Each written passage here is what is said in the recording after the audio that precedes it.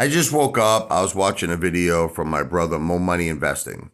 And he was talking about Lou with the claim that he sold his old YouTube channel for something like $300,000. Okay. All right. Now, what Mo Money Investing was saying is this is actually something that can happen. Like people do establish YouTube channels. Like I know Mr. Beast was offered a ridiculous amount of money for his channel, and you do have an opportunity to sell it if you have a good revenue coming in. You have a nice amount of subscribers. Sure, it's something you could sell. But here's the thing. Okay, let's put aside the fact that Lou's whole channel was based on lies, was based on that, he was somebody he wasn't, meaning someone with Wall Street experience, someone who had connections with hedge funds and corrupt banks and was wrong about everything he ever said and lied. In my opinion, listen, the guy said he had a Series 7 license. He never produced it. The guy said that, he has all these different corrupt banks and connections that were offering him multi-millions of dollars. The guy never produced any single evidence to claim to anything that he's ever claimed. But let's put all of that aside. If you're going to buy someone's channel, they're going to sign an agreement with you. I mean, this is just business 101. This is business 101, where you cannot use the same name anymore.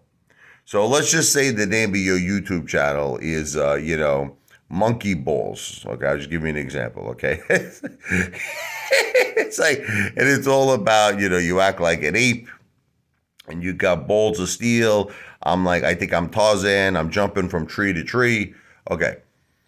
Let's just say I built up 1 million subscribers. People love me. They think I'm nuts.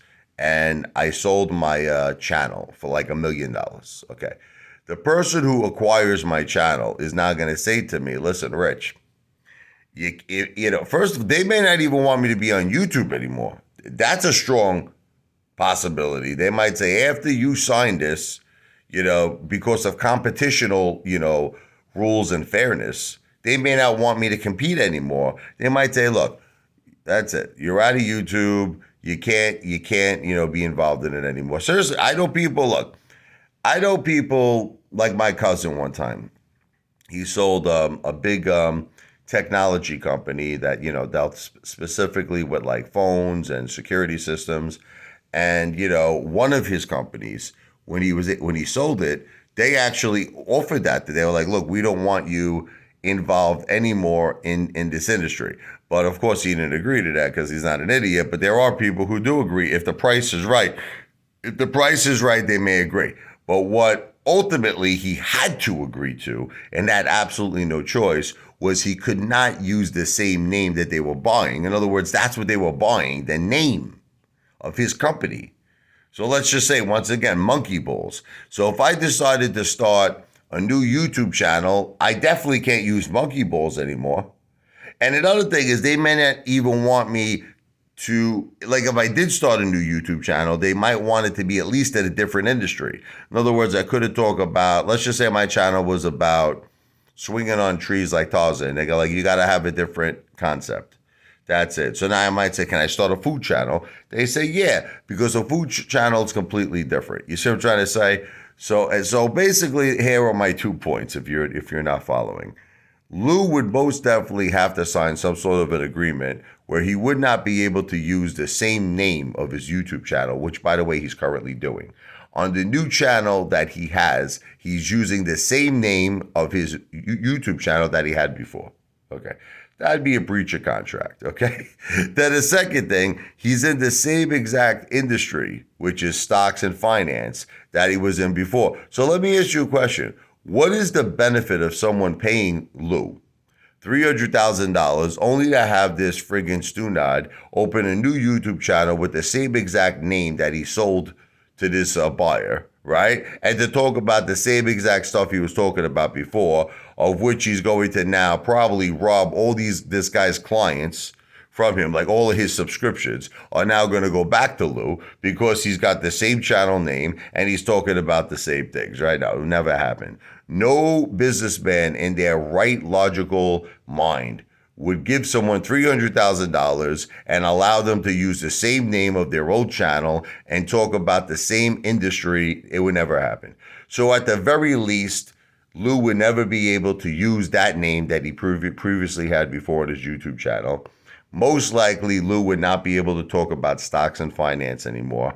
He would have to talk about a completely different subject. So maybe he'd be like, Lou the chef. He could put a big white hat on, start cooking us like a tuna casserole or some shit. All right, that's different. That would work because it would have no connection to what he sold his channel to. So I putting aside, like, as I know the points that Mo Money investing was making, criminal, that he's a fraud, all that stuff. His whole channel was one complete lie and deception, bullshit. Obviously I'll say alleged, but we know. But the point is that there's no businessman in their right mind that would sell a channel to Lou and let him use his previous YouTube name and talk about the same industry. It would never happen. No way, Jose, not gonna happen. Okay? So that's about all she wrote, folks, with that. This video is not financial advice. I'm not a financial planner. I am not a hairdresser. I do not give haircuts to Lou. The only people who do anything to Lou is Tyrone and Jamal. We'll leave it at that. I'm an entertainer. This video and all my videos are for entertainment purposes only. The one, the only Apefather just woke up. Wow!